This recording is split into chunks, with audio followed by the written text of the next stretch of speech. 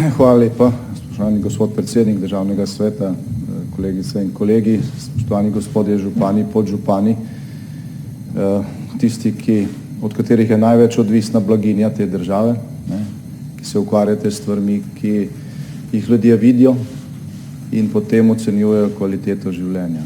Hvala lepa za organizacijo tega posveta. Kolikor vem, je ideja bila že prej, preden je prišlo do odstopa predsednika vlade in do vladne krize in posledično do sestavljene koalicije, ki se zdaj trudi, da nekoliko drugače zastavi zadeve, tudi kar se tiče osrednje teme, se pravi financiranja lokalne samouprave. Hvala tudi za to, kar smo doslej slišali, bilo je izjemno koristno, saj veliko tega poznamo. Je pa seveda stanje bistveno lažje ne samo ocenjevati, ampak tudi popravljati, če poznaš tudi podrobnosti. In vi ste tisti, ki te podrobnosti poznate. Zdaj v teh 10 minutah na vse ni možno odgovarjati. Mislim, da bo tudi navigacija potrebna. V vsakem primeru.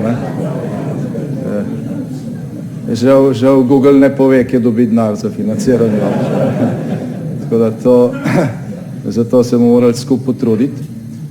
Bi pa rekel to, da to, kar je prej govoril župan Slovenske Bistrice, gospod Ivan Žagar, je tudi moja filozofija in smo jo skušali izvajati tudi v tistem mandatu, ko je bil on zadolžen za lokalno samoupravo. In od takrat izhaja tisti zakon o financiranju občin, s katerim smo na nek način skušali vsaj v veliki meri uskladiti realno stanje z tem, kar terja slovenska ustava. V slovenski ustavi je, ta dva ključna člena je gospod Macedoni tudi predstav, je napisana tako, da zagovarja oziroma postavlja to načelo subsidiarnosti na ustavni nivo. To je ustavno izhodišče. Očetje slovenske ustave so to napisali na podlagi zgledov, ki so že takrat obstajali v Evropi, gledali so čez mejo in to, kar se jim je zdelo dobro, so zapisali kot izhodišče za lokalno samoupravo v Sloveniji, v slovensko ustavo. Zdaj, kot že rečeno, v mandatu 2004-2008 smo skušali nekatere zadeve približati tudi v implementaciji. Tem načelom moram pa reči tudi to, da od vseh reform, ki jih je Slovenija izvedla po sprejemu nove ustave, je bila reforma lokalne samouprave iz leta 1994 krepak korak v pravo smer. Žal pa ni bil dokončan, ker pač druge faze decentralizacije v obliki regije oziroma pokrajin še nismo dobili. Imamo nekaj bypassov ali pa nekaj poskusov, v katere smo bili prisiljeni v smislu organizacije zaradi tega, ko smo šli v Evropsko unijo, črpanje evropskih sredstev, statističnih potreb in tako naprej, ampak realno pač druge faze nimamo in je to izziv, ki je pred nami in verjetno bo enkrat v prihodnosti podoben posvet, mogoče z malo širšo udeležbo, kjer se bo skušala nadgraditi ta razprava, ki je začel Državni svet, kako k temu pristopi. Zdaj, že tam iz času grških mestnih državic je znano, da je denar toliko bolje in toliko bolj racionalno porabljen, kolikor bližje se porablja tistemu, ki ga prispeva. Zdaj, to načelo se ni nič spremenilo od takrat, ko so prve zlatnike skovali v Sumeriji in velja še danes enako. In seveda to je na nek način hkrati vaš blagoslov in vaše prekletstvo. Obstajajo zakoni, obstajajo pravila. Gospod Žagar je povedal, v kolikšnem deležu so se kršila, kje smo zdaj, glede na to, kar bi morali imeti, glede na, kar se tiče finančnega položaja slovenskih občin, glede na ustavo in veljavno zakonodajo. Zdaj, treba je reči, da delno je k temu gapu, k tej razliki prispevala kriza, ki je v Sloveniji trajala dolgo in se je zapiralo pipce na vseh vseh možnih otokih, ne, tudi tam, kjer je to povzročil prej škodo kot koristi, ampak v krizi je to včasih pač kolateralna škoda. Ni pa dejansko nobenih opravičljivih razlogov, da se stanje ni začelo popravljati tudi potem, ko te krize ni bilo več in že nekaj let Slovenija je beležila pač gospodarsko rast, ki je solidna, v nekaterih letih tudi zelo dobra, no, ki omogoča izvajanje tako ustavnega načela kot tudi zakonskih obveznosti. Seveda pa mora biti zato, da se to dogaja tudi nek fair play. Ne. Zdaj bom zelo konkreten. Ne. Glejte, če vlada, ne, kjerkoli, recimo pri povprečninah, ne, pač sprejme neko številko, ki je izpod tega, kar terja zakon in predvsem kar terjajo potrebe, ne, je to stvar pač enega glasovanja v državnem zboru.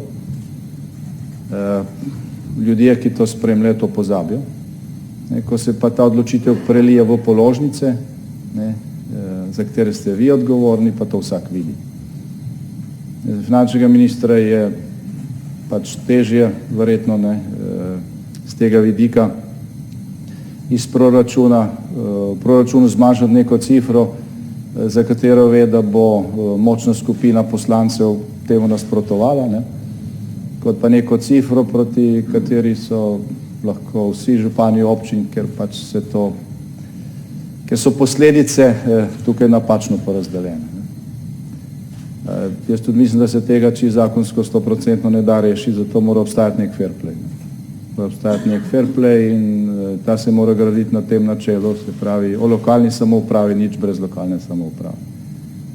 In to načelo mora veljati tudi za vsa druga področja. Se pravi, ko državni nivo zakonodajo rešuje ali pa ureja neko področje, potem jasno je treba poslušati deležnike, ne, ki trpijo posledice ali pa ki morajo potem ta zakon izvajati. Ne. Če se to dela mimo, potem je vedno razkorak med nekimi lepimi cilji in med tem, kar potem dejansko dobiš v tistih konkretnih členih zakona.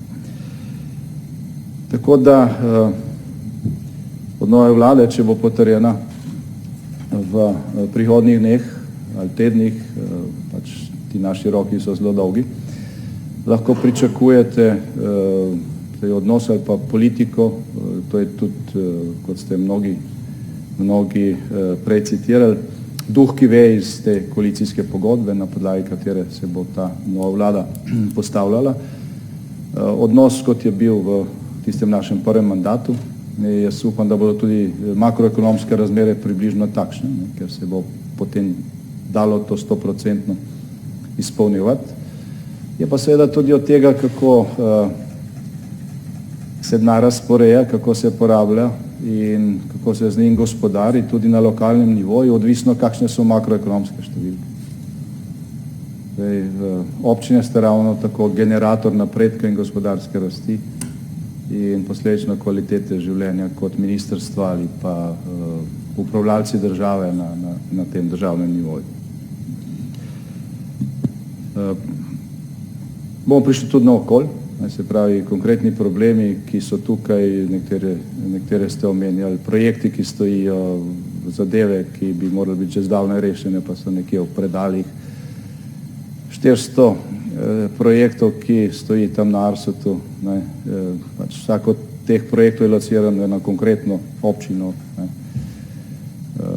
Tam je nekaj odstotkov bruto domačega proizvoda, nekaj 10,000 delovnih mest, toliko več dohodnine, toliko več sredstev za investiranje in vemo pač, kje je težava. Ne obljubljamo, da je to možno odpraviti čez noč. Ne. Smo že enkrat poskušali, pa nam je časa zmanjkalo.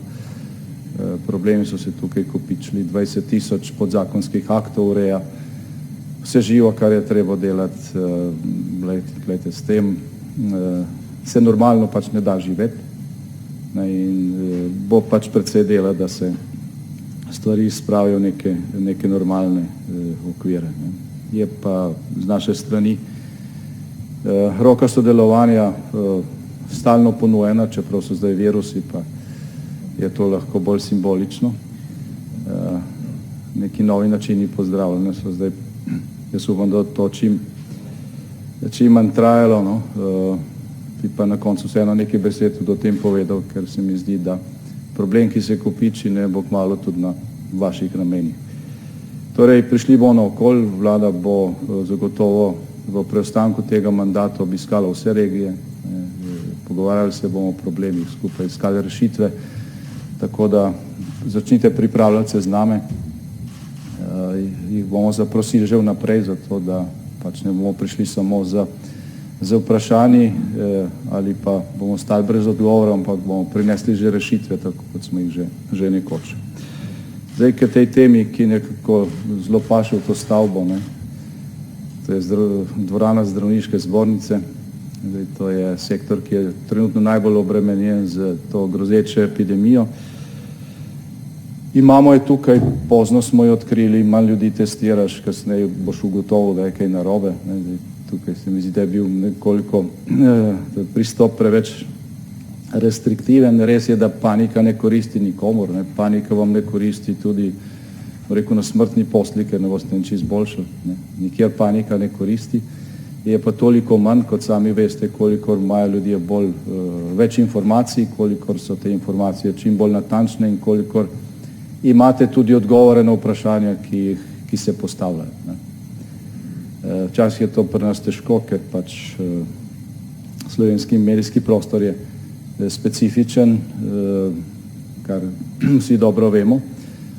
Je pa tukaj pred nami nek skupen, rekel, realen problem, ki ga treba resno vzeti. Prej mi je poslal minister za zdravje, ki še opravlja tekoče posle, eno poročilo, ker je v Bruslju sestanek ministrov za zdravje celotne Evropske unije, kjer so ugotovili, da so pač razmere po državah specifične, da ni možno za celo Evropo izdati nekih enotnih smernic, kar smo vedeli tudi naprej, da so različne države različno prizadete, različno reagirale, so pa nekatere stvari jasne danes, ne. Ve se, katere so najbolj ogrožene kategorije, torej čuvajte domove za ostarele, čuvajte zdravstvene zavode, tiste, ki so. Jaz upam, da se bo iz blagovnih rezerv, kjer pravijo, da ta sredstva so, ne, zaščitna sredstva, ne, sprostilo dovolj tega, da ne, se bo to dalo preventivno razdeliti in mislim, da je današnji dan zadnji, ko bi se dalo še kaj pravočasno narediti. Tisti, ki ste iz Maribora ali po okolice, veste, da se boste danes srečali z drugo stopnjo te grožnje, ker je pač 6. okužena oseba iz UKC-ja, ne. Se pravi, je tangirana kategorija, ki bi morala skrbeti za druge, pa iz tega zdaj izhaja vrsta težav, ne. Na 3. stopni, do katere bo skoraj zagotovo žal prišlo, ste vi tisti, ki ste odgovorni za civilno zaščito v občinah. Ta država nima nobenega drugega instrumenta za nevarnost te kategorije, ne, ko se pač razširi in mislim, da je to nažalost nekaj, kar je v naslednjih dneh in tednih pred nami. To so tudi dobre novice, glede na to, da se izbruh umirja na svojem izvoru, ne, in da treba tudi vedeti, no, da se nekaj podobnega, sej nekateri ste že več mandatov župani, veste, kaj je bilo ob ptičji gripi, veste, kaj je bilo ob izbruhu ali pa napoved nekaterih drugih epidemij, celo pandemij. Za čudo se to pojavlja v svetu zadnjih 20 let, praktično vsake 4 leta, ne, zelo natančno, kot da bi imeli mandat. Tudi to se bo obvladalo, ne vemo še, kakšna bo končna cena, bo pa toliko manjša, kolikor bolj bomo tiste nujne stvari, za katere vemo, da jih je treba narediti, ker nismo prvi, ki se s tem soočamo, naredili pravočasno in temeljito. Hvala lepa.